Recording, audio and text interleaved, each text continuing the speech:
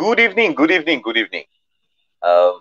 Finally কথা দিয়েছি এবং কথা রেখেছি। কবি যতই বলুন না কেন যে কেউ কথা রাখে। অবশ্য আবহাওয়া দপ্তরও কথা রেখেছে, যারা ইউজুয়ালি কথা রাখেন না।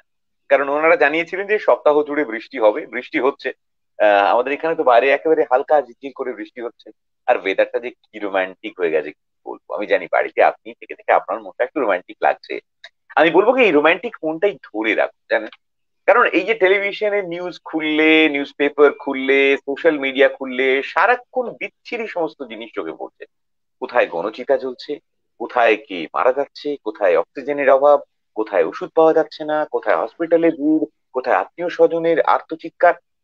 এইটা দেখতে দেখতে আর শুনতে শুনতে মানে ইনফরমেশনের বম্বার্ডমেন্টে আমাদের অবস্থা একেবারে গুরুতর। আমরা সবাই সারাক্ষণ ভাবছি যে এই বুঝি আমাদের কোভিড হয়ে গেল, আর এই বুঝি আমরা আর বাঁচবো না। আর তার সঙ্গে আবার গোদের উপর বিষ ফোড়া, যেহেতু বাড়ি থেকে কয়েকটা বেরোনো যাচ্ছে না, একা একাই বাড়িতে আছেন। তাই মনের মধ্যে একটা একাকিত্ব ক্রমশই তার ডালপালা বিস্তার করছে। অর্থাৎ কিরকম একটা যেন বিচ্ছিরি বিচ্ছিরি ভাব সারাক্ষণ মনে। সেই জন্যেই আমরা বিগার যেটা বলছি, একটু ভরসা থাকুক। ভরসা থাকুক নিজের ওপর, ভরসা থাকুক প্রশাসনের ওপর, ভরসা থাকুক আত্মীয় স্বজন, বন্ধু বান্ধব, পাড়া প্রতিবেশী, সহকর্মী, সবার ওপর। আমরা সবাই মিলে যদি চেষ্টা করি না, তাহলে আমরা এই বিগ ফ্যামিলির মেম্বাররা অন্তত একটু ভালো থাকতে পারবো। মানে একটু আনন্দে থাকবো, একটু হাসি খুশি থাকবো, একটু মন ভালো করে রাখবো। সোমনাথ বলছে ভক্ত ভানুকে নিয়ে নাকি অনুপমকে নিয়ে আড্ডা। ওয়েল অনুপম আমাদের সঙ্গে, অনুপম বলে তোকে পরিচয় দেবো নাকি তোকে ভক্ত ভানু বলে পরিচয় দেবো নাকি আমার ভাই বলে পরিচয় দেবো আমি জানি না। তবে যে নামেই ওকে ডাকা হোক না কেন, ও হচ্ছে গোলাপ ফুলের মতো, ফুলকে যে নামেই ডাকো সে ফুল সুন্দর। তো এই দেখ, তোকে একটা অফিসিয়াল একটা ফর্মাল ইন্ট্রোডাকশন দিয়ে দিলাম। এবার তোর এই মুহূর্তে যারা আমাদের দেখছেন লাইভ, তাদের জন্য যেটা বলার আছে সেটা দিয়ে দিয়ে শুরু কর। তারপর ক্রমে ক্রমে আড্ডা যেটা নিজের গতিতে চলতে থাকবে। অনুপম। প্রথমত ভীষণ ভালো লাগছে আজকে যে তোমার আড্ডার সঙ্গী হতে পেরে। আর তারপরে প্রথমেই সোমনাথ দার কথা সামনে আসতে আরো মনটা মানে পুরনো স্মৃতিগুলো ভীষণ ভাবে মনে পড়ে যাচ্ছে। আর বাইরে তো এখনো মুষলধারে বৃষ্টি চলছে। আহ একটা মনোরম পরিবেশ, সেটা তুমি বলেই দিলে। আর ভরসা কিন্তু আরেকজনের প্রতিও রাখতে হবে, আমার যেটা মনে হয় সেটা হচ্ছে করোনার প্রতি। কারণ আমরা যদি সঠিকভাবে নিয়ম কানুন মেনে চলি, তাহলে এটা নিশ্চিতভাবে বলা চলে যে করোনার প্রতি ভরসা রাখতে পারি, যে নিয়ম কানুন মানলে সে অন্তত আমাদেরকে রেহাই দিতেই পারে। কি দাদা, একমত হবে নিশ্চয়ই? একদমই তাই। আরে কিছুদিন আগে আমার ধারণা সোশ্যাল মিডিয়াতেই দেখছিলাম যে নচিদা একটা কবিতা বলেছেন, আমি জানি না তুই দেখেছিস কিনা। সেখানে নচিদা বলছে, করোনা তুমি যাও কিন্তু ভয়টাকে রেখে যাও। মানে যে ভয়টা আমাদের সবাইকে একটু ঠিকঠাক করে রাখছে, একটু রুটিন লাইফ লিড করাচ্ছে, সেই ভয়টাকে তুমি সঙ্গে নিয়ে যেও না, সেটাকে রেখে তুমি চলে যাও। তো আমার ধারণা একই বিভিন্ন মানুষের বিভিন্ন জায়গায় একই রকম ভাবছেন। তো আবার তো একটু তোর ভাবনার হদিশটা পাওয়ার চেষ্টা করি। একেবারে ছোটবেলা থেকে শুরু করি ওরকম। যে একদম তোর দাদা। উপরে ছোটবেলা থেকেই বাবা মার ভরসা ছিল যে বড় হয়ে তুই এরকম একটা ভক্তবান হয়ে উঠবি। এখনো আমি জানি না 10 বছর পরে কি হব। এই তবে বাবা মা চেয়েছিলেন যে একজন সৎ, পরিশ্রমী, বিবেকবান মানুষ হব। আহ, সেটা কতটুকু হতে পেরেছি সেটা বাবা মাই জানেন, এবং শ্রোতারা দর্শকরাই জানেন। যে সৎ, পরিশ্রমী, বিবেকবান মানুষ হিসাবে ভক্তভানু অনুপম সরকার কতটুকু।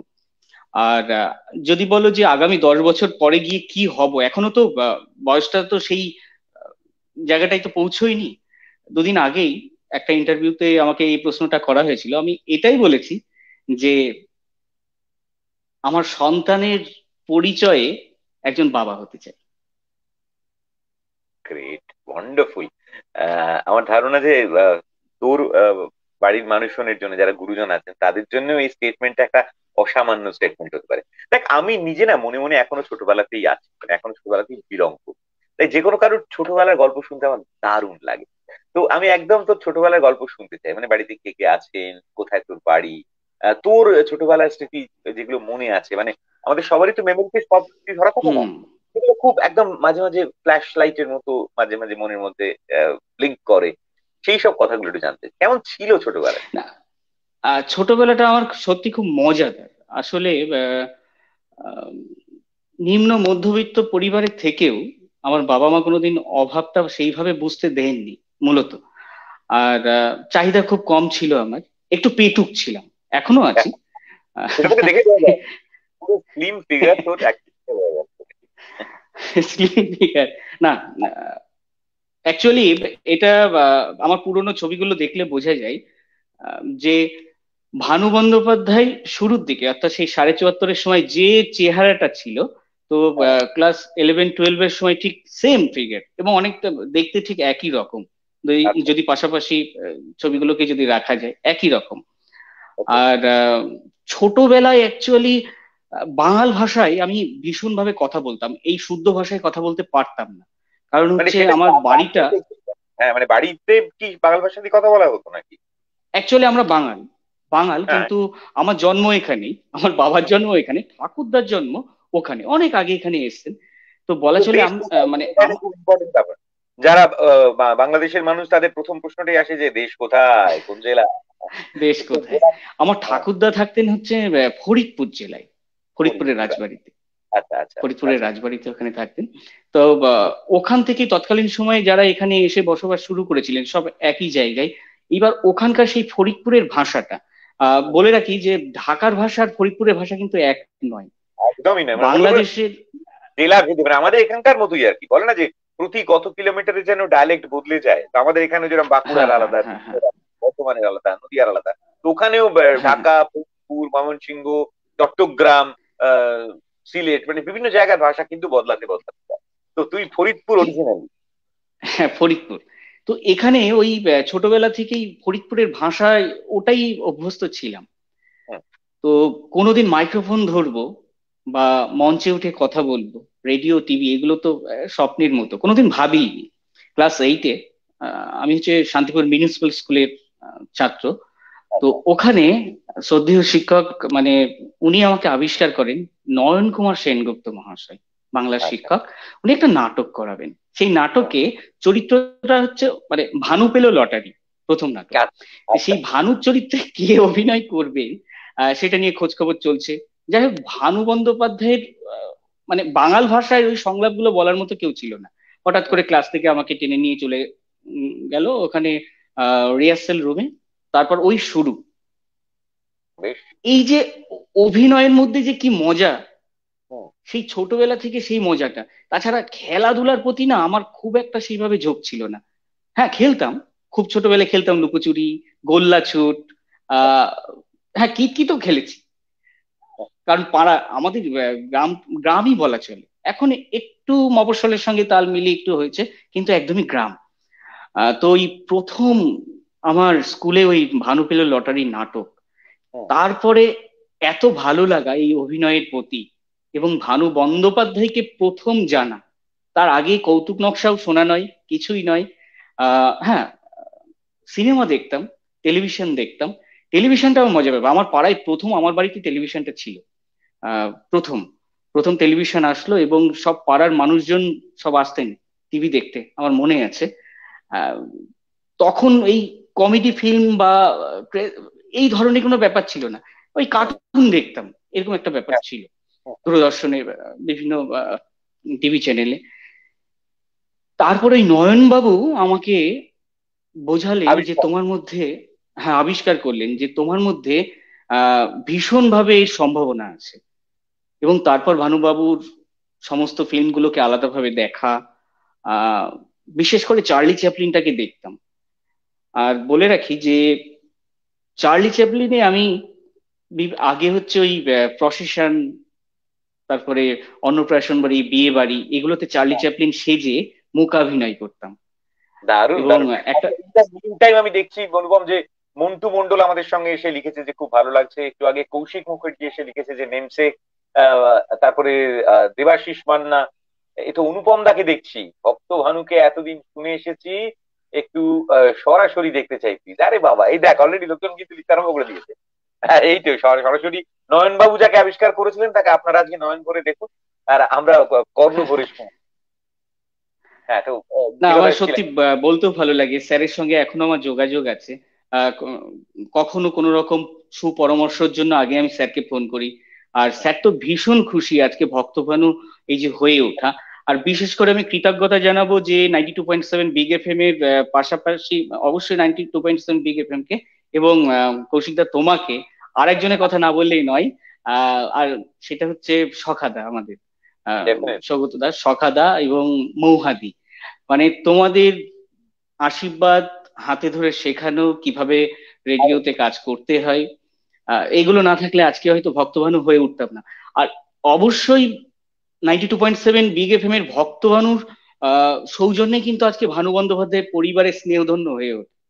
আহ, অন্য জায়গায় যা কাজ করেছি সেখান থেকে কিন্তু ওনার পরিবারের কাছে অতটা পৌঁছতে পারিনি আমি, যতটা ভক্তবানু শুরু হবার পরে। কারণ রেডিওটা সবাই শোনে, আর বিশেষ করে রেট্রো চ্যানেল হওয়ার জন্য 92.7 বিগ এফএম ভীষণভাবে ভানু বন্দ্যোপাধ্যায় পরিবার শোনেন। ওনার ছেলে এবং ওনার মেয়ে বাসুবিধি, গৌতম দা, এবং সেখান থেকেই ওনাদের মানে ভক্তভানু ওনাদের কাছে পৌঁছায়। এটা তোমাদের জন্যই দাদা, এটা আমি এটা চিরকৃতজ্ঞের জন্য। পুরো ব্যানার্জি লিখেছেন যে দাদা অনুপমের অনেক গুণ, ওয়ার্ল্ড রেকর্ডও আছে, আমি জানি, একটা নয় এক জোড়া। সেটা নিয়েও কথা হবে, তবে আপাতত এটাকেই আমরা একটু এক্সপ্লোর করি। আমার এখনো মনে আছে জানিস, যখন আমাদের প্রথম প্ল্যানিং হচ্ছিল যে এরকম একটা ভানু বন্দ্যোপাধ্যায়কে ট্রিবিউট জানানো হবে, তোকে ব্যবহার করা হবে, আমরা ঠিক ভেবে পাচ্ছিলাম না যে আমরা নামটা কি দেবো। কারণ ইটসেলফ ভানু বন্দ্যোপাধ্যায়ের মতোই কণ্ঠস্বর, তো তার মতো করেই কথা বলা, অথচ ভানু বন্দ্যোপাধ্যায় তো রাখা যাবে না। তো অনেক ভাবতে ভাবতে তার কিছুদিন আগে বোধহয় আমি দার্জিলিং বেড়াতে গেছিলাম, তো ওখানে কবি ভানু ভক্তর একটা মূর্তি রাখা আছে। তো হঠাৎ কবি হ্যাঁ, ভানু ভক্ত নামটা মনে পড়লো। তো ভানু ভক্ত থেকে আমাদের মনে হলো যে ভানু ভক্ত বললে তো ওই কবির কথা মনে হবে, তাহলে ভক্ত ভানু যদি করে দেওয়া যায়। তো সবার মনে হলো, ব্যাপারটা খুব পছন্দ হলো, বললো হ্যাঁ এই ভক্ত ভানু ব্যাপারটা বেশ ভালো। সেই থেকেই তোর নাম আনঅফিসিয়ালি ভক্ত ভানু হয়ে গেল। আচ্ছা, এই যে এতক্ষণ ধরে কথা বলছি, অনেকে আবার কমপ্লেন করবে যে এতক্ষণ ধরে অনুপম কথা বলছে খুব ভালো, কিন্তু মাঝে মাঝে একটু ভক্তভানু বেরিয়ে না এলে আবার লোকজন আইডেন্টিফাই করতে পারবে না। তো এই পরের কথাটা যদি খানিকটা একটু ভক্তভানুর মতো করে বলা যায় আর কি। আচ্ছা, তার আগে আমি একটুখানি বলি দাদা। সেটা হচ্ছে কোনো কথা আমি গুরুদেব ভানু বন্দ্যোপাধ্যায়ের গলায় এমনি বলবো না, ওনার কৌতুক নকশা পারফরমেন্সটা আমি দেবো। কারণ হ্যাঁ, হ্যাঁ, সাধারণত একদম একদম। এটা নিয়ে তার আগে বলি যে একদিন, এটা তুমি জানো কিনা জানি না, স্টুডিওতে রেকর্ডিং সেরে জাস্ট বেরোচ্ছিলাম, সেই মুহূর্তে বাসুবিধি ফোন করলেন আমাকে। আচ্ছা আচ্ছা। তার আগেই তার আগে বাসুবিদির সঙ্গে ফোনে আমার কথা হয়েছিল। বাসুবিদি ফোন করে হঠাৎ করে আমাকে বললেন যে, অনুপম, তোমার ভক্তভানুর কিছু ক্লিপ আমাকে হোয়াটসঅ্যাপে পাঠাতে পারো? আমি আচ্ছা নিশ্চয়ই দিদি। তারপরে আমি একটা দুটো পাঠিয়েছিলাম। তার 3 দিন পরে বাসুবিদি আমাকে জানালেন যে মাকে আমি এগুলো শুনিয়েছি। আমার সৌভাগ্য আচ্ছা। যে মাসিমাকে আমি 2 বছর পেয়েছি, ওনার স্নেহধন্য, ওনার আশীর্বাদ পেয়েছি। আহ, গায়ে কাঁটা দেওয়া মাসিমার, ব্যাপার। হ্যাঁ, বাড়িতে আমি মাঝে মধ্যেই যেতাম, বলতে গেলে মাঝে মধ্যেই যেতাম। ভানু বন্দ্যোপাধ্যায়ের স্ত্রী, আহ শ্রদ্ধেয়া নীলিমা দেবী, উনি এবারে শুধুমাত্র যে ওনার স্ত্রী সেটা নন, একজন প্রখ্যাত সঙ্গীত শিল্পী, নজরুল গীতি আহ, প্রখ্যাত সঙ্গীত শিল্পী। আমি যেতাম। তো মাসিমা ওই ক্লিপগুলো শুনে বলেছিলেন, এ তো একদম তোর বাবার গলার মতো, অবিশ্বাস্য। কারণ ভানুবাবুর সত্যি। একটা উনি জীবন দশায় উনি বলে গিয়েছিলেন যে আমার এই টেরিফিক গলা কেউ মিমিক্রি করতে পারবে বলে মনে হয় না। আহ, যাই হোক, শুরু থেকেই তাহলে শুরুটা করি। বেশ বেশ ভানুবাবু বেশ। ঢাকা শহরে জন্মগ্রহণ করেছিলেন। তো কৌতুক নকশার আঙ্গিকেই এককভাবে তো জানো কৌতুক নকশাগুলো ওইভাবে প্রেজেন্ট করা যায় না, যেহেতু হ্যাঁ হ্যাঁ। প্রত্যেকটা কৌতুক নকশা আমরা যখন শুনি তখন 3টে 4টে সংলাপ থাকে। আর আমার আরেকটা সৌভাগ্য যে 92.7 বিগ এফএম এ এমন কৌতুক নকশা হয়েছে যেখানে কোনো চরিত্রে তুমি অভিনয় করেছো এবং আমি ভানু বন্দ্যোপাধ্যায় চরিত্রে অভিনয় করেছি। আহ, আমার এটা একটা বড় প্রাপ্তি। তো ঢাকা শহর থেকে ভানু বন্দ্যোপাধ্যায় যখন কলকাতা শহরে আসছেন, তখন ওনার দিদি ওনাকে বললেন, খাড়া খাড়া, চন্দনের ফোঁটাটা দিয়ে লই, খুব ভালোই যোগাযোগ হইছে। গুরুদেব হন আমাকে গুরু ভাই বাদলের বাড়িতেই আছেন, অরে আর গুরুদেবরে চিঠি দিছি, চাকরি তোর একটা ওই বই, এই যে পকেটে ঠিকানা রাখলাম, মনে রাখিস, অশ্বিনী দত্ত রোড, বালিগঞ্জ। আরে হ্যাঁ, কথাটা না একটু কম কবি, যত পারবি হকন বাদ দিবি, মানে শালারে হালা, সোনারে হোনা, এইগুলো কবি না।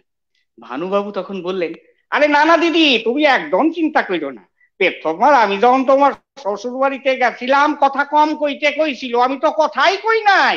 তোমার শ্বশুর বাড়ির লোকেরা ভাবছিল আমি নাকি বোবা। না না, কি জন্য উল্টা পাল্টা কইছিস? না না, কি উল্টা পাল্টা কই নাই, শুধু একজনে জিগাইছিল চন্দন সচ্চিত অর্থ কি। আমি কইছিলাম কপালে চন্দন দিলে শুকাইয়া গেলে পর সর সর করে না, বেবাকে হাইসা ফালাইলো, এই তো কথা, দাও দাও পায়ের দোলা দাও। তো ভানুবাবু যথারীতি কলকাতা শহরে এসছেন। এসে ওনার একজন বন্ধুর সঙ্গে দেখা।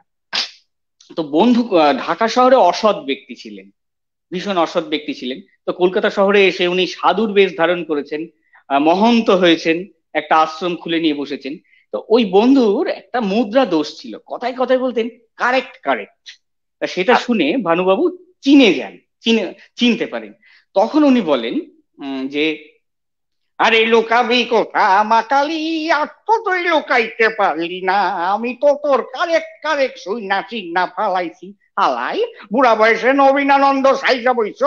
এই যে সবাই শোনো, তোমাকে এই যে মহন্ত, ওর আসল নাম হইল গিয়া টিকেন্দ্র নারায়ণ চাকদাদার, আর ওর বাবার নাম হইল গিয়া বিদ্যুৎ কেন্দ্র, না তুই ভুল কইলাম, বিদ্যুৎ এনলো চাকলাদার। হালাই তুই সাধু হইলি কবে? তুই তো চিরকালই লুচ্চা, পাড়ার ফুলি রে দেখা তোরে আমি ঠিক পানা পুকুরে চুয়াইছিলাম, মনে নাই? তো এমনই মজাদার ব্যক্তি ছিলেন, এরকম টুকরো টুকরো শোনাবো। অসাধারণ অসাধারণ। মানে আমি শুধু চোখ জানি না বন্ধ, বয়সটা।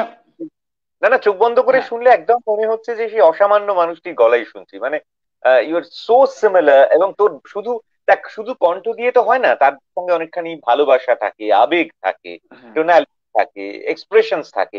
তুই সেগুলোকেও এমন পর্যায়ে নিয়ে গেছিস যে সত্যি সত্যি, যে কারণে আমার ধারণা যে ওনার প্রিয় বলেছেন যে এ তো একেবারে ওনার গলার। আসলে কোথাও তোর ভেতরে প্যাশনটা কাজ করে।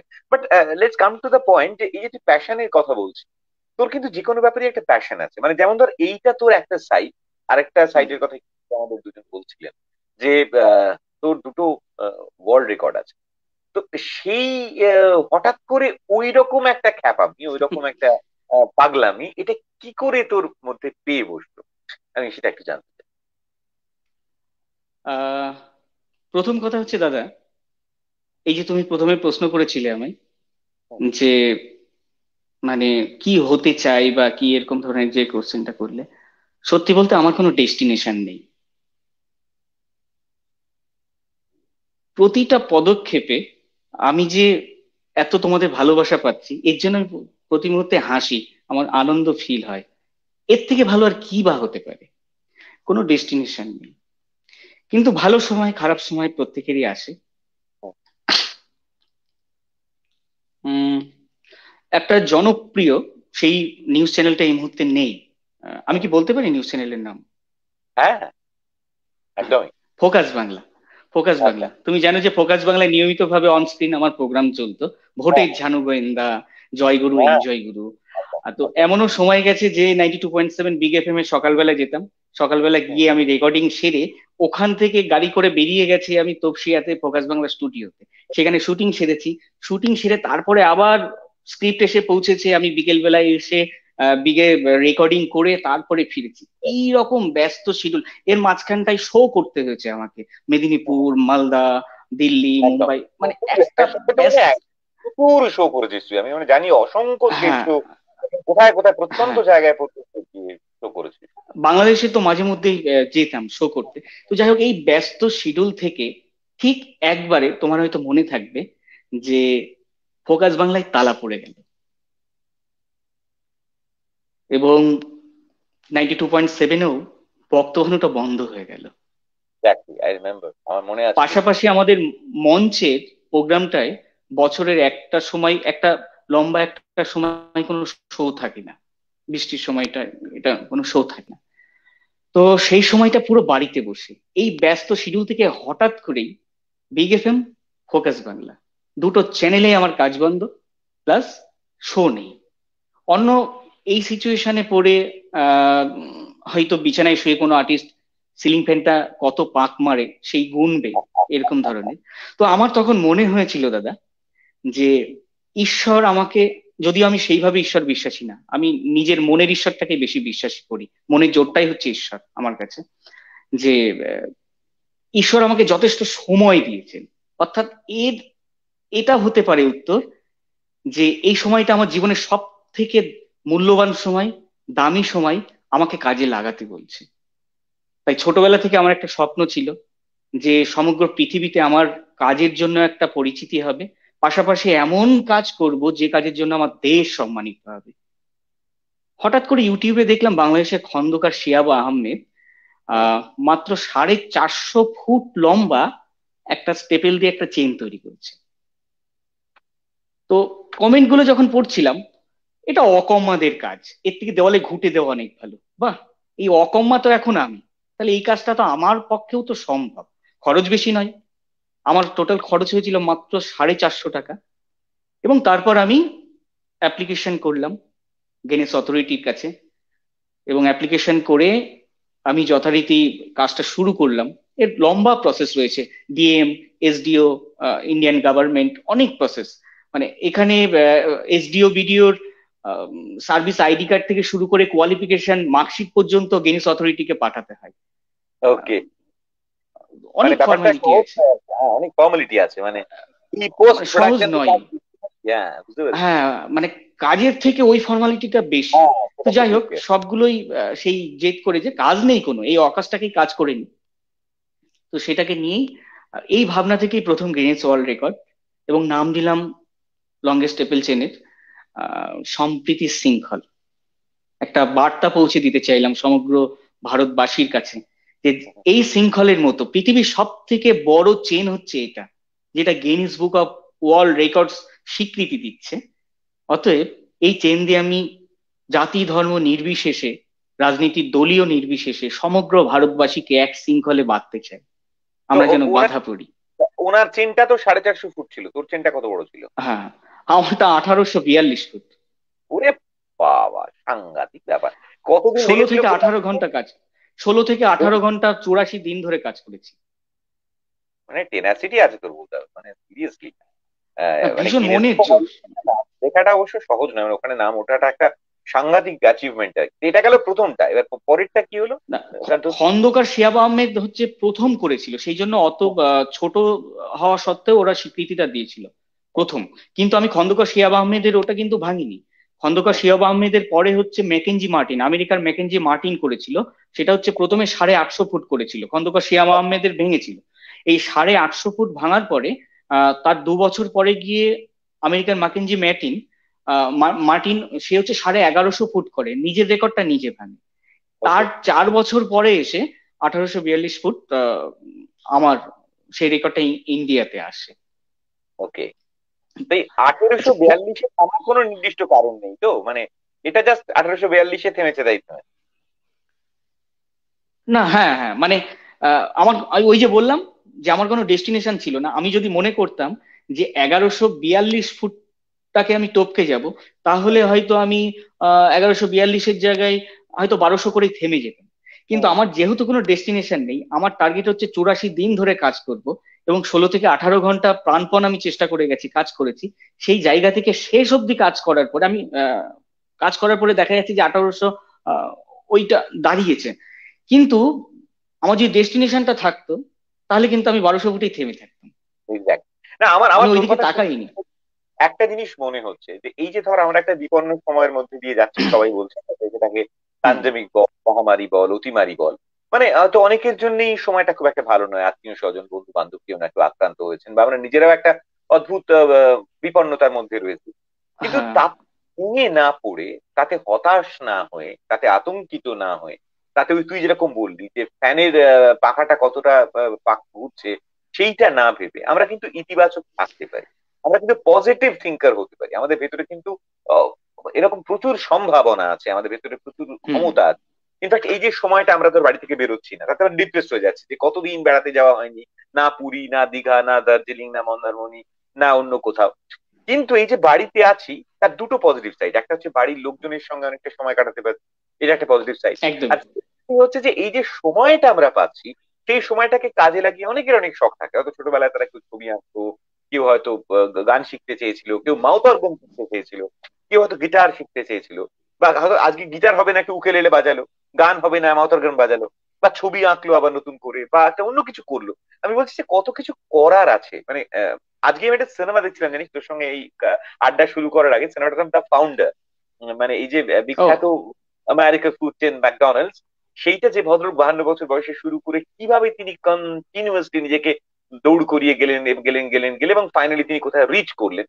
তো সেইটাই, এই দেখ অভিজিৎ সেনগুপ্ত কি লিখছে, এই ভয়ানক কোভিড পরিস্থিতিতে হাসতে ভুলে গেছিলাম, অনুষ্ঠানটা দেখতে দেখতে বেশ কিছুটা তাজা অক্সিজেন পেলাম, আশা রাখি এই অক্সিজেন ভালো রাখতে সাহায্য করবে। এক্স্যাক্টলি। আচ্ছা, একটু আগে মিস্টার জানা লিখেছিলেন একটা কথা, যে ভানুবাবুর একটি বিখ্যাত কৌতুক সংস্থা আছে কর্তা গিন্নি, তা সেটা থেকে একটু কিছু করতে বলুন না। তা আমি ওনাকে তখন বলা হয়নি যে তোর তো সাথে গিন্নি নেই, তা কি করে তুই কর্তা গিন্নি করবি? আচ্ছা, এই প্রসঙ্গে একটুখানি বলে রাখি, আহ এনরেকো এন্টারটেনমেন্ট, যেটা হিন্দুস্তান রেকর্ড, সেখান থেকে আভার ভানু বলে অ্যালবাম বেরিয়েছে এবং ডিজিটাল ওদের প্ল্যাটফর্মে, এনরেকো এন্টারটেনমেন্ট, এনরেকো বেঙ্গলিতে সেখানে অলরেডি বেরিয়ে গেছে। আপনারা সেখানে গিয়েও শুনতে পারেন। কর্তা বনাম গিন্নির কিন্তু নতুন সিরিজ বেরিয়েছে সেখানে, মানে নতুন সংলাপে। আপনার শুনে মনেই হবে যে ভানু বন্দ্যোপাধ্যায় কোনো কৌতুক নকশা হয়তো আমরা মিস করে গিয়েছিলাম, কিন্তু সেই আঙ্গিকে সেই ঘরানায় আশা করি ভালো লাগবে। সেখানে চকিতাদি গিন্নির ভূমিকায় অভিনয় করেছেন। ও তাই নাকি? আরে বাহ বাহ বাহ হ্যাঁ, হ্যাঁ। বাহ বাহ, क्या बात क्या बात क्या बात। না, এখানে একজন কমেন্টে হয়তো লিখেছেন চকিতাদি, কি একটা, আমি চলে গেল, করতে পারলাম না। আরে তুই আরেকজন খুব আহ ভালো মানুষ, সুমিতা দি অপূর্ব মানুষ, এত হাসি খুশি, এত অপূর্ব। মজাদার, এত সারাক্ষণ অভিনয়ের মধ্যে, থিয়েটারের মধ্যে আরেকজন চমৎকার মানুষের কথা মনে করিয়ে দিলি তুই। সত্যি দেখ, পৃথিবীটা কত আনন্দের, কত মজার, ছোট্ট হাতে গোনা মানুষজন সম্পর্ক তৈরি হয়, আবার হয়তো সময়ের কারণে হয়তো একটু দূরত্ব, যেমন তোর সঙ্গে যেমন অনেকদিন পরে কথা হলো, এমন নয় যে খুব রেগুলার কথা হয়, কিন্তু কোথাও যদি একটা কানেকশন থাকে তাহলে আমার ধারণা মানুষ একদমই বারবার তাই, একদমই তাই। সেই জায়গায়। আহ, এইটা খুব ইন্টারেস্টিং ছিল, মানে আমার এই তোর জার্নিটাই, মানে এই যে তোর ভক্তভানু হয়ে ওঠার জার্নিটা, অ্যান্ড সাইমালটেনিয়াসলি তোর আহ, এই Guinness Book of World Records এর নাম ওঠাটা, দুটো জার্নি একদম দু রকম, দু ডিরেকশনে, but both of this are very interesting and important. আচ্ছা, আরেকটা কথা একটু জানতে চাই তোর কাছে, সেটা হচ্ছে যে এই যে অনেক স্টেজ শো করতে যাস বিভিন্ন জায়গায়, সেটা বাংলাদেশ হোক, সেটা কলকাতার বড় কোনো মঞ্চে হোক, অথবা মেদিনীপুরের কোনো প্রত্যন্ত গ্রামে হোক, তো সেইখানে তো এরকম একটা মজাদার চরিত্র নিয়ে একটা মজাদার উপস্থাপনা নিঃসন্দেহে অনেক ঘটনা তৈরি করে। সেটা হয়তো মজাদার নাও হতে পারে, ইমোশনাল হতে পারে, বা মজাদারও হতে পারে। তো সেরকম কোনো ঘটনা যদি আমাদের সঙ্গে শেয়ার করতে। কৌতুক পরিবেশন করতে গেলে তো সবকিছুই মজারই মধ্যে থাকতে হয়, প্রত্যেকে মজাই পায়। টোটাল বিষয়টাই খুব মজার। সব থেকে মজাদার ব্যক্তি হচ্ছে, মানে একজন ব্যক্তি, আমি নামটা মনে নেই, ভুলবো না, মেদিনীপুরেই শো করতে গিয়েছিলাম। উম সেখানে একজন ভদ্রলোক মঞ্চে উঠে আসলেন, উঠে এসে আমাকে জড়িয়ে ধরলেন। জড়িয়ে ধরে উনি বললেন, ভানু বন্দ্যোপাধ্যায়ের নাতিকে পেয়েছি আজকে, একটা ছবি তুলবো মঞ্চে। আমি বললাম, দেখুন ভানু ব্যানার্জি, আমি অনুপম সরকার, আমি উত্তরসূরি শিল্পী হিসাবে অনেকে বলে থাকেন এবং সেই সম্মানটা আমাকে দেন। এটা ভুল, আমি ওনার নাতি নই। সেই প্রসঙ্গে একটুখানি বলে দিই দাদা, আহ, এরকম কিন্তু আমরা অনেকেই ভুল করি। সৌমিত্র ব্যানার্জি, যিনি হ্যাঁ, খলনায়কের ভূমিকায় অভিনয় করতেন, ম্যাক্সিমাম একদম মানুষের ধারণা রয়েছেন যে সেটা ভানু ব্যানার্জির সম্বন্ধ। ছেলে সৌমিত্র ব্যানার্জি। এটা ভুল। ভানু ব্যানার্জির এক মেয়ে এবং দুই ছেলে, গৌতম হুম, ব্যানার্জি, পিনাকি ব্যানার্জি। পিনাকি ব্যানার্জি ইউএসএ তে থাকেন। আর সেরকম রুদ্রনীল ঘোষ রবি ঘোষের ছেলে, হ্যাঁ, হ্যাঁ, উৎপল দত্ত আমাদের ইয়ে রজতাভ দত্ত উৎপল দত্তের ছেলে, এরকম বলে থাকেন। তো সেদিন আমি ওনাকে কিছুতেই বিশ্বাস করাতে পারছিলাম না। এটা এটা একটা খুব একটা মজাদার একটা ব্যাপার ছিল। এবং ম্যাক্সিমাম জায়গায় দেখি অ্যানাউন্সমেন্ট করে যে মঞ্চে আসছে মানে প্রত্যন্ত এলাকায় তো তাদের একটা প্যাটার্ন থাকে, আহ হুম, হুম, প্রথমে ঘোষণা করার, মানে অনুষ্ঠানটা সঞ্চালনা করি আমি, কিন্তু আমাকে মাইক্রোফোন ছাড়ার আগে তারা একটুখানি বলে নেন মনের মতো করে। সেই বলে নেওয়ার ভেতরে ভানু বন্দ্যোপাধ্যায়, কেউ কেউ তো বলে ফেলেন এটাই, ভানু বন্দ্যোপাধ্যায়কে পেয়েছি, এটা হ্যাঁ, একটা ব্যাপার। আর এমনকি জায়ান্ট স্ক্রিনে ছবি পর্যন্ত দেখানো হয়েছে যে ভানু বন্দ্যোপাধ্যায়ের সঙ্গে অনুপম সরকারের ছবি বলে ঘোষণা করছেন রীতিমতো। আসলে গৌতম দার সঙ্গে আমার ছবি, ভানু বন্দ্যোপাধ্যায়ের ছেলে গৌতম দার সঙ্গে আমার অনেক ছবি রয়েছে। তো ফেসবুক থেকে সেই সব ছবিগুলো ডাউনলোড করে জায়ান্ট স্ক্রিনে দেখানো হয়, এরকম বলে। তো এগুলো একটা আমার কাছে একটা মজাদার একটা ব্যাপার। আর আরেকটা মজাদার ব্যাপার হচ্ছে, সেটা এই মুহূর্তে দাঁড়িয়ে এটা না বললেই নয়, যে আমরা শিল্পের সঙ্গে রাজনীতিকে কিন্তু একটু অন্যরকম ভাবে জড়িয়ে ফেলি। হুম, হুম, এটা আমাদের কাছে একটা দুর্ভাগ্যের। ভানু বন্দ্যোপাধ্যায়ের নবরামায়ণ কৌতুক নকশা আজকের যুগে হলে হয়তো সেটা উনি রেকর্ডিং করতে পারতেন না। সেখানে আহ রামচন্দ্রকে এবং রামায়ণকে দিয়ে রাজনীতির সঙ্গে কতটা ব্যালেন্স করেছেন এবং কতটা প্রাসঙ্গিক সেই বিষয়গুলোকে তুলে ধরেছেন। যদিও আজকে আমি নবরামায়ণ উপস্থাপন করব, যদি তোমার হুম। মানে হ্যাঁ, শ্রোতাদের যদি প্রবলেম না না না, থাকে। কারণ আমরা কিন্তু আমরা শিল্পীরা শিল্প হিসাবে এটাকে দেখবো, রাজনীতির একদম। সঙ্গে কেন কেন মেলাবো। আর হ্যাঁ, নবরামায়ণটা আমি ওখানে যখন করছি আমাকে থামিয়ে দেওয়া হয়েছিল। থামিয়ে দিয়ে আচ্ছা, দু এক শ্রেণীর মানুষ মঞ্চে উঠে আসলেন এবং বললেন এটা করা যাবে না, এটা মানে রাজনৈতিক দিক থেকে প্রবলেম হতে পারে। তারপরে দেখলাম যে আরো 3-4 জন উঠে আসলেন মঞ্চে, তারা মাস্টারমশাই ম্যাক্সিমাম, বললো না এই কৌতুক নকশাটা ভীষণ জনপ্রিয় কৌতুক নকশা, এটা শুনবো। তো যারা প্রতিবাদটা প্রথমে করেছিলেন তারা শুরুতেই আমাকে থামিয়ে দিয়েছিলেন রামচন্দ্র শব্দটা শুনেই, একটা লাইন দুটো লাইন শোনার পরেই। তারপরে পুরো কৌতুক নকশাটা যখন ওনারা যখন শুনলেন, দাদা কি বলবো, আমি চিরস্মরণীয় আমার কাছে। 500 টাকার দুটো নোট নিয়ে এসেছেন, কারণ গ্রাম বাংলায় একটা ব্যাপার রয়েছে, এখনো শিল্পীরা ভালো পারফরমেন্স করলে 10 টাকা, 20 টাকা, 100 টাকা, 500 টাকা এগুলো তাদেরকে দেওয়া হয়, এবং সেগুলো শিল্পীরা নেন না। যারা ব্যান্ড বয়েজ যারা থাকেন, মিউজিশিয়ান যারা থাকেন, তাদেরকে দেওয়া হয়। এবং যথারীতি আমি যেহেতু সিঙ্গার নই, তাই সাধারণত আহ, আমার উপর সেই দায়িত্বটা বর্তায় না, আর কোথাও আমি কোনো রকম টাকা নিই না, এরকম অনেক ঘটনা ঘটেছে। তো সেই 500 টাকা নোট দুটো আমাকে সেফটি পিন দিয়ে গায়ে লাগিয়ে দেওয়া হয়েছিল। আমরা সেই লাগিয়ে পুরোনো দিনের ছবি গানের ছবিগুলোতে দেখতাম আর কি, যেরকম হ্যাঁ এসে হ্যাঁ হ্যাঁ পিন দিয়ে টাকা লাগিয়ে দেওয়া হতো। আমার ধারণা সেই রেওয়াজটা হ্যাঁ এখন চলে আসছে। তো সেটা একটা দারুণ লাগিয়ে দেওয়া হয়েছিল, সত্যি মেডেলের মতো। তাই। হ্যাঁ, আমি সেই টাকা দুটো বুক থেকে খুলে নিয়ে ওখানকার যিনি উদ্যোক্তা তাদেরকে ডাকলাম, ডেকে বললাম যে ওটা একটা আশ্রম ছিল, ওখানে আশ্রমের পরিচালনায় অনুষ্ঠানটা হচ্ছিল। বললাম যে আপনাদের প্রথমে শুনেছিলাম যে ওদের আশ্রম কত কি কাজ করেছে, বিভিন্ন অনাথ আশ্রম থেকে শুরু করে বিভিন্ন জায়গায় ওই আশ্রমটা কাজ করে। তাদেরকে বললাম যে এই টাকাটা আপনারা আপনাদের ফান্ডে দিয়ে দেবেন, কারণ আমি আনন্দ দিতে এসেছি, এবং অবশ্যই বাণিজ্যিক ভাবেই এসেছি, পারিশ্রমিক নিয়ে, রেমুনারেশন নিয়ে আমি কাজ করতে এসেছি। এই আশীর্বাদ আমার কাছে পাথেয়, আপনারা আরো আশীর্বাদ করবেন যেন আপনাদেরকে আরো ভালোভাবে ভালো কিছু উপহার দিতে পারি, কিন্তু এই টাকাটা আমি নিতে পারবো না। এই টাকাটা আপনারা রেখে দিন, আপনাদের ফান্ডে ইয়ে করুন। তো এটা আমার কাছে খুব মজাদার। হ্যাঁ, আমার কাছে মজাদার বলতে পারো, এবং মধুর স্মৃতি। এক্স্যাক্টলি। তবে আজকে চাইলে লোকে তোকে টাকা দিতে পারবে না, দিলেও ভার্চুয়াল টাকা দেবে। আর আজকে তুই কোনো পারিশ্রমিক নিয়েও আসিসনি, ফলত তোর সঙ্গে কোনো কমার্শিয়াল লেনদেন নেই। তবে আজকে তুই আনন্দ দিতে এসেছিস, সেটা নিয়ে কোনো ভুল নেই। এবং যখন তুই কথা দিয়েছিস যে তুই নবরামায়ণ শোনাবি, তখন কিন্তু অনেকে অলরেডি মনে মনে একটা প্রস্তুতি নিয়ে নিয়েছে যে শুনবে বলে। তো সুতরাং আমার ধারণা তাদেরকে বিফল মনোরথ করাটা একেবারে উচিত হবে না আমাদের। আমরা বলছি আনন্দে থাকুক, ভরসা থাকুক, তো তাদের জন্য একটু আনন্দ দান। গুরুদেব প্রবাদ প্রতিম কিংবদন্তি অভিনেতা, কৌতুক অভিনেতা বললে আমার মনে হয় ওনাকে ছোট করা হবে। আহ হ্যাঁ, অভিনেতা ভানু বন্দ্যোপাধ্যায়, পাশাপাশি অনেকেই জানেন না যেটা, সেটা হচ্ছে উনি একজন স্বাধীনতা সংগ্রামী। সেই কারণেই বাংলাদেশ থেকে চলে আসা। হ্যাঁ সেই হ্যাঁ হ্যাঁ স্বাধীনতা হ্যাঁ হ্যাঁ, যাকে সে একদমই আরেকদিন, তাই। সেই আরেকদিন বলবে, আরেকদিন বলবে। হ্যাঁ, ওনার কালজয়ী কৌতুক নকশা নবরামায়ণ। তো নবরামায়ণের 3-4টে চরিত্র, তাই এককভাবে তো উপস্থাপন করা সম্ভব নয়, তাই কিছু কিছু অংশ অপরিবর্তিত রেখে একটা ছোট্ট গল্পের আকার দেওয়া। ভানুবাবুকে একজন সাংবাদিক প্রশ্ন করছেন, রামচন্দ্র তো আদর্শ প্রজাবৎসল রাজা ছিল তাই না? তার পরিপ্রেক্ষিতে উনি বলেন, হ্যাঁ, পাবলিকের পেদা নির্ভয়ে নিজের বউরে আগুনে ঢুকতে কয় তার আবার আদর্শ। হরধনু ভাঙা সীতারে বিয়া করছিল, সেইটারে ফলো কইরা আমার ছোট পোলা ধনুক ভাঙা পণ করছে পাশের বাড়ির সীতাকে বিয়া করণের লাইগা। যাও কা অন কামের কথাই আসি। বনবাসে সেন্দ্রে গেলি একলা যা, বাড়ির বউরা একটু একটু ফ্যাকড়া তুলবো, সঙ্গে না লইয়া গেলে তো আমার লঙ্কা কাণ্ডে গাঞ্জামে জড়াইয়া পড়তিস না। ও তার মানে আপনি লঙ্কা কাণ্ডের জন্য সীতা দেবীকে দায়ী করছেন? আলবৎ, কি কামা ছিল তোর জাউনের? বাড়িতে তো আরো 3-3 খান শাশুড়ি আর 3-3 খান বউ ছিল, তাগুলো লগে তো থাকতেই পারতিস। আচ্ছা বুঝলাম, স্বামী ছাড়া থাকতে পারোস না, ভালো কথা। গেলি গেলি, শান্ত শিষ্ট ইয়া চলাফেরা কর, তা না সোনার রিং দইরা দাও বইলা গ্যাঙর গ্যাঙর করতে থাকে।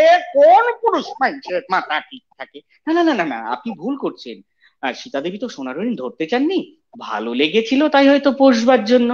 দই রাইনা দিতে পারে নাই তাই রক্ষা, দই রাইনা দিলে পরে সেই দিনই ছাল ছাড়াইয়া সোনা গলাইয়া সবকিছু বাইর করে লইতো, তারপরে গুস্তির পিন্ডি গয়না গাটি বানাইতো।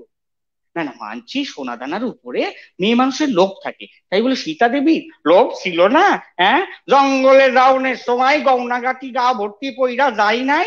রাবণ জনরে চিন্তাই কইরা লইয়া যাইতিয়াছিল, তখন 2-4 খানি এদিক ওদিক সিটাইতে সিটাইতে যাই নাই? সেইগুলো আইলো করতে? হ্যাঁ, আমার গিন্নিও কথা শুনে না, জন তন ঘর থেকে বাইর হইয়া যায়। বুঝবো বুঝবো ঠেলা খান, যেদিন কোন ঝুলপিওলা রাবণ ওরে চিন্তাই কইরা লইয়া যাইব। আমার আর কি, ঠ্যাঙের উপর ঠ্যাং চড়াইয়া দাদা চচ্চড়ি খাওন দাওন বাইর হইব নে তখন। আচ্ছা বেশ বেশ বেশ, লক্ষণকে আপনার কেমন লাগে? নিজের মাখাল ফল একখান গবেট। সে কি, উনি তো বীর ছিলেন। যত বীরত্ব মাইয়া লোকের সাথে, আমার মাই জোপলার মতো। বীরত্ব একবারই দেখাইছিল মেঘনাদের লগে, তাও তো একবারই দাঁতে হিটকি খাইয়া পিট হইয়া পইরা লইল। হনুমান বিশল্যকরণী আয়না না দিলে তো দাঁতের পাঠি খুলতো না।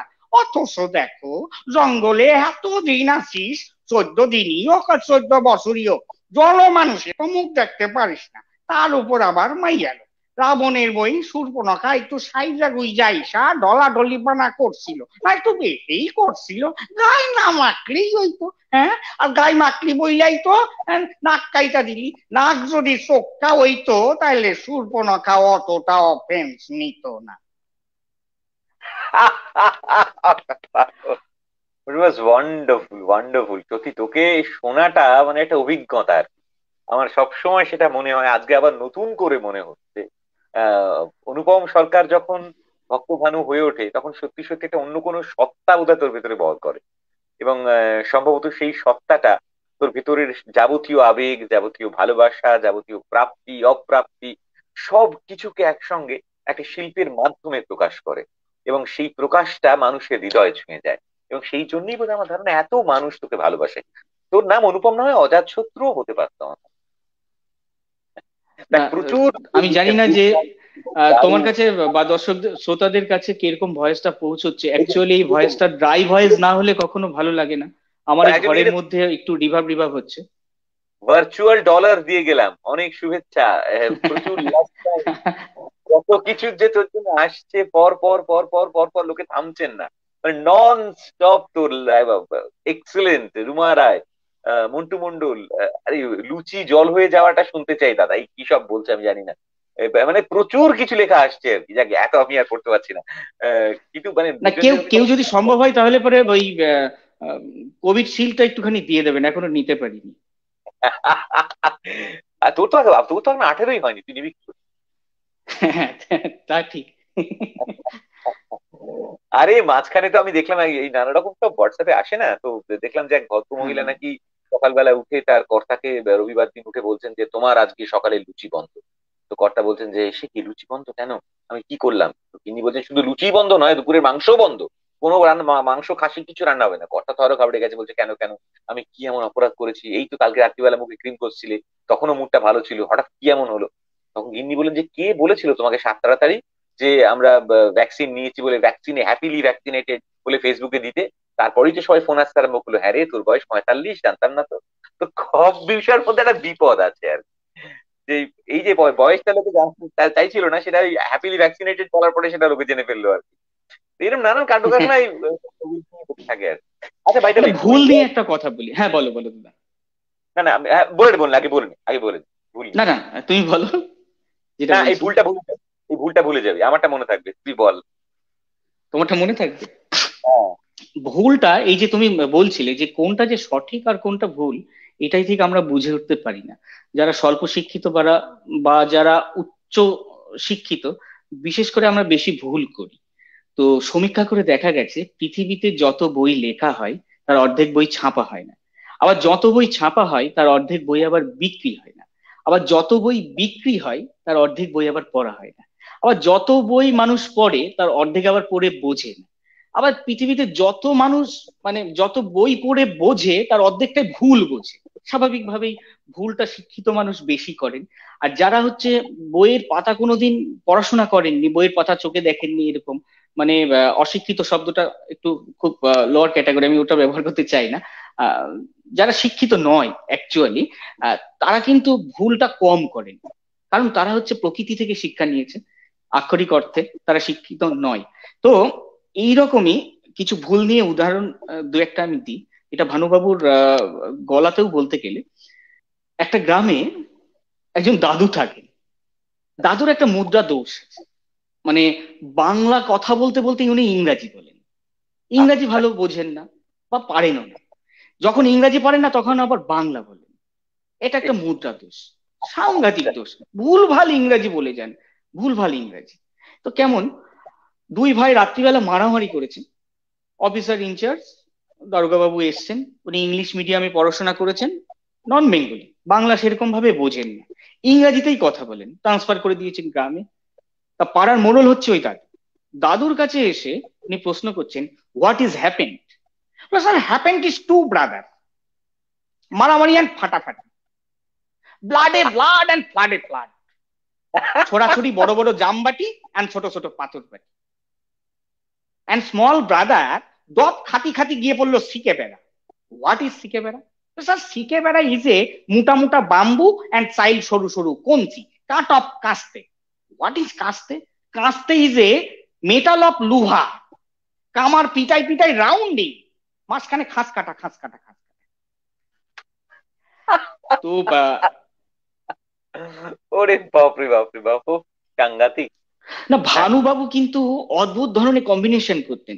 যেরকম কুমির কি জিনিস সেটা বোঝাতে গিয়ে একবার, আমার মনে নেই, ওটা একটু জটিল, আমাকে খাতা দেখে আমি প্রেজেন্ট করতে পারি, কিন্তু এই মুহূর্তে আমার মাথায় আসছে না।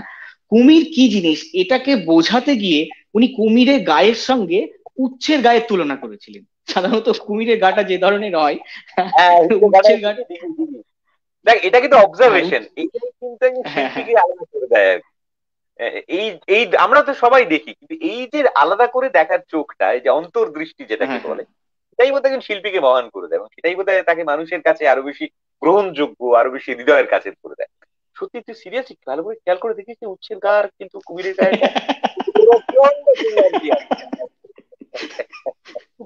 সত্যি অদ্ভুত তো। আমার ধারণা যারা শুনছেন এই মুহূর্তে তারা মনে মনে ভাবতে আরম্ভ করছেন, হ্যাঁ তাই তো তাই তো তাই তো। হ্যাঁ, আমি তোকে যেটা উচ্ছে করলা কুমির, উচ্ছে করলা কুমির, হ্যাঁ এই করলা বলতে করোনার কথা মনে করলো, ইনফ্যাক্ট এটাই বলতে যাচ্ছিলাম যে তুই কতটা প্রিকশনস নিচ্ছিস, প্রোটেকশন নিচ্ছিস, সেগুলো জানতে চাইবো না, ডেফিনেটলি সব রুল ফলো করছিস, if I am not wrong. কিন্তু তুই যেরকম নিজে সুস্থ থাকতে চাস, তুই যেরকম বাড়ির লোকজন সুস্থ থাকুক সেটা চাস, আমাদের সঙ্গে যারা এই মুহূর্তে শুনছেন তারাও শারীরিক ভাবে তো সুস্থ থাকুন, আমরা সবাই চাই, কিন্তু মানসিক ভাবে তারা কি করে বেঁচে থাকতে পারে, এই রেসিপিটা তোর কাছ থেকে জানতে চাই। কারণ এখন সবাই না শুধু মনের অসুখেও ভুগছে, মানে করোনাটা শুধু যে শরীরে এফেক্ট করছে তা নয়, মনেও এফেক্ট করছে। হ্যাঁ, মন দুর্বলতা থেকেও কিন্তু অক্সিজেনের লেভেল কমে যাচ্ছে, ডাক্তারদের পরামর্শ বা সাজেশন মানে যেগুলো শুনছিলাম সেরকম।